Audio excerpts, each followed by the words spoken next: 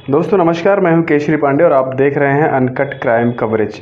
दोस्तों आज की डेट में जो मैं आपको घटना बताने जा रहा हूं, इस घटना को सुन के आप सोचने पे विवश हो जाएंगे।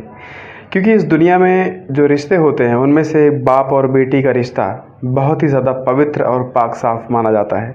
कोई डाउट ही नहीं कि इस रिश्ते की बराबरी कोई रिश्ता नहीं कर सकता, क्योंकि एक बाप के लिए उसकी बेटी दुनिया की सबसे बड़ी अमानत होती है और एक बेटी के लिए उसका बाप दुनिया का सबसे बड़ा आदर्शवादी इंसान होता है।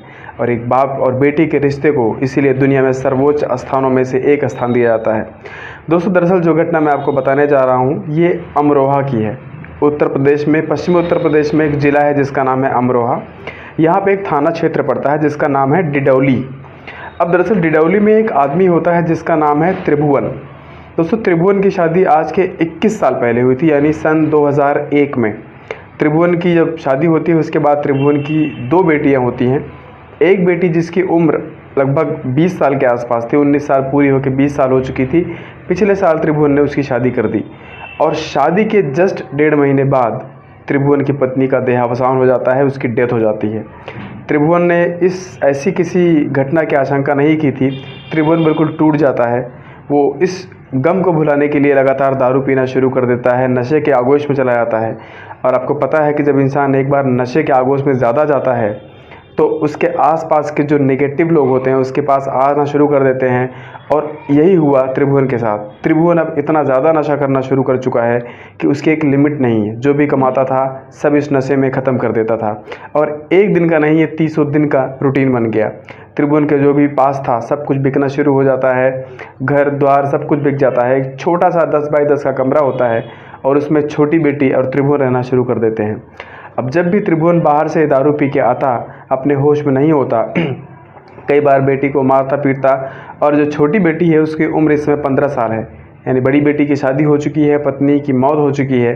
त्रिभुवन जो होता था दारू पी के आता तो उसको होश ही नहीं रहता था कि क्या कर रहा है, किसके साथ कर रहा है।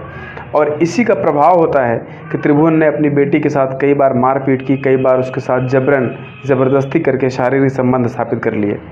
जब वो होश में आता तो उसको लगता कि शायद ये गलत हो गया, लेकिन जब 1 बार 2 बार उसने नशे में ऐसी गलती कर दी तो फिर उसकी हैबिट सी पड़ गई। फिर उसको क्या सही क्या गलत कुछ समझ में नहीं आता था।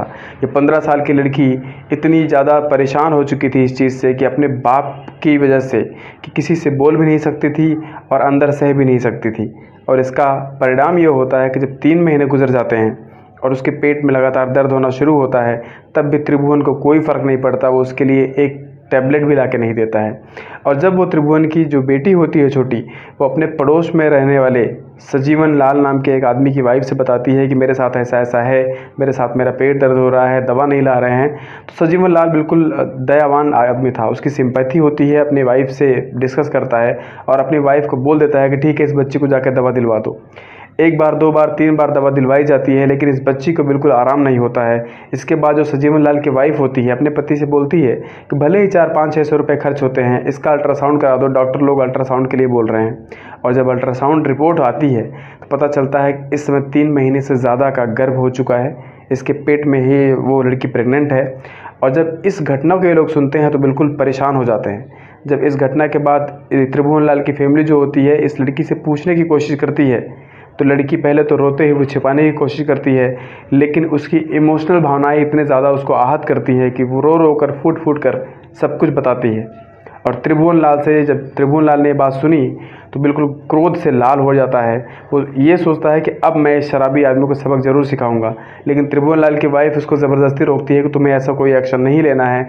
लेकिन फिर भी त्रिभुवन पुलिस के पास जाता है और पुलिस को सारी चीज़ों की रिपोर्ट करता है, एक एक जानकारी देता है। पुलिस आई और पुलिस ने इस शराबी आदमी को अपने गिरफ्त में लेके इसमें अरेस्ट कर लिया है। तो दोस्तों आप समझ सकते हैं कि एक समझदार आदमी भी नशे के गिरफ्त में आने के बाद अपने परिवार तक को पहचानना भूल जाता है, अपनी बेटी तक को पहचानना भूल जाता है। आपसे आशा करता हूं कि अगर आप भी किसी नशे के आगोश में हैं या फिर कोई ऐसा और आदमी है जिसके आप इन्फ्लुएंस में हैं जो नशा करता है, तो उससे आप थोड़ा दूरी बना के रखिए। नशा अगर आप करते हैं तो वो आपकी लिमिट है कि किस लिमिट तक आप करते हैं, लेकिन नशा हमेशा हानिकारक होता है। यही मेरी आप लोगों से रिक्वेस्ट है, यही मेरी आप लोगों को सजेशन है कि अपना ख्याल रखें, अपने परिवार का ख्याल रखें, क्योंकि अंत में सिर्फ अपने ही आपको सपोर्ट करेंगे, कोई नशेड़ी नहीं। तब तक के लिए अपना ख्याल रखें, सब्सक्राइब करके इस वीडियो का सपोर्ट ज़रूर कीजिएगा। तब तक के लिए जय हिंद।